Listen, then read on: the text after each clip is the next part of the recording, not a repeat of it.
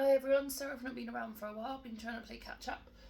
So we've got the nth term going on today, which is basically us looking at sequences and working out a rule that means we could work out any position in the sequence, okay? I always think that nth stands for the number in the sequence, okay? So first thing you would do when you get your sequence is to look at the difference between each number, and I would always draw these between, okay? And so from 2 to 5 is plus 3, 5 to 8 is plus 3, and I would always, don't just go on the first 1 or 2, because as you go on with sequences, they won't always go up uniformly. You might find that they go in different jumps, okay? So don't just check the first one if they goes up in 3s, work the way through. Okay, so now I know that they go up in 3s. It means that my rule is going to start 3n. N being the number in the sequence, and 3 means I'm going to times it by 3. So what I would then do, so I put my n in, so I've got n1, n2, n3, n4. Probably helps if I put that in there, n5. Okay, and then we know it's going to start 3n. So if I put 3n in, okay, 3 times n is 3. 3 times n, so 3 times 2, because n is 2, is the second number in the sequence, is 6. Times 3 is 9, times 4 is 12, times 5 is 15. Okay, and then what I do is I get my numbers from the sequence. So 2 is the first one, 5, 8, 11, and 14.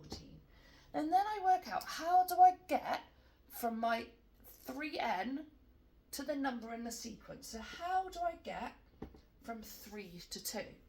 How do I get from 6 to 5? Well, 3 to 2 is minus 1. Therefore, my rule for this sequence is 3n minus 1.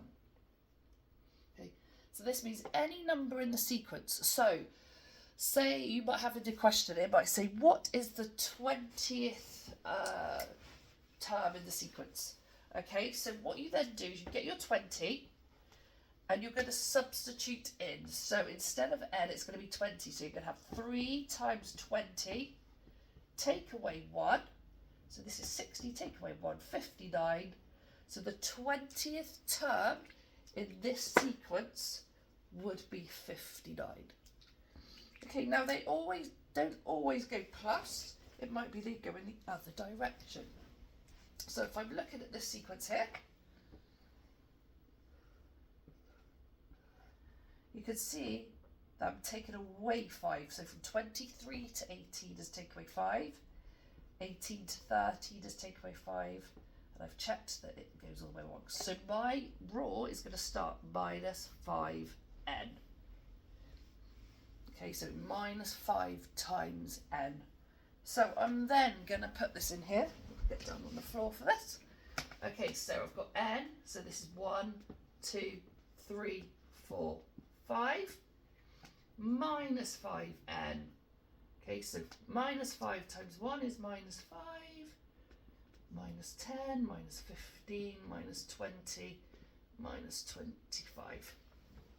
Okay, and then I'm going to put my numbers in for my sequence. I've got 23, 18, 13, 8, and 3. And I'm going to work, how do I get from my 5n to my number in the sequence? Well, what I need to do to get from minus 5 to 23 is I'm going to add 28. Okay, so that would take me from there to there. So my rule is going to be minus 5n plus 28. So if someone asked, what would be the 15th term in this sequence? So number 15. Pause the video, have a go and see if you can work out what would be the 15th term in this sequence. So you'll substitute in n for 15. Pause the video and come back. Okay, so we are now going to replace n with 15. So we've got minus 5 times 15, which is minus 75, plus 28, which is minus 47. Okay, so the 15th term in this sequence would be minus 47. So I always think n almost stands like for number in the sequence. N1 is the first number in the sequence. N2 is the second. This n was 15 because I was looking for the 15th term in the sequence. Okay. So quite often you will be asked for if a term would be in a which would be the certain number term in the sequence. However, you may be asked if a certain number would be in the sequence if the sequence carried on. Now, like the one I had just now, we're going 23, 18, 13.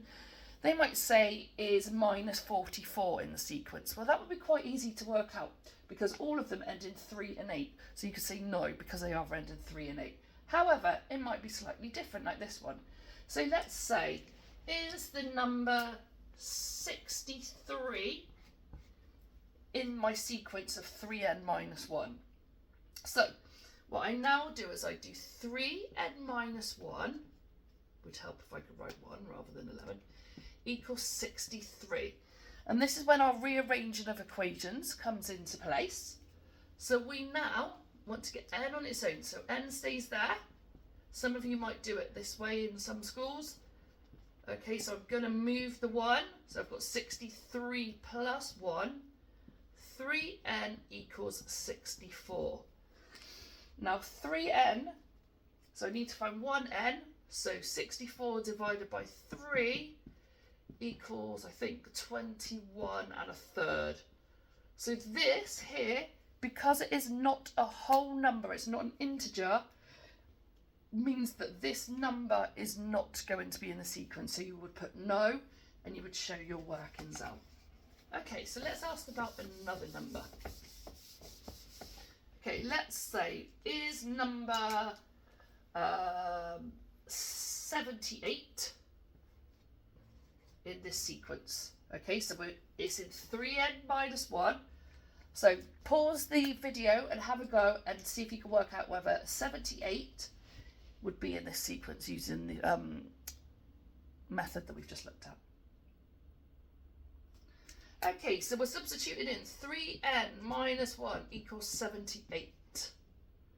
So 3n equals 78 plus 1. 3n equals 79. And actually that means if I divide this by 3, I think 1n would equal 26.3 recurring. Which means, once again, it's not an integer, so no, that number would not be in the sequence. However, if this has ended up a whole number, then yes, that number would be in the sequence.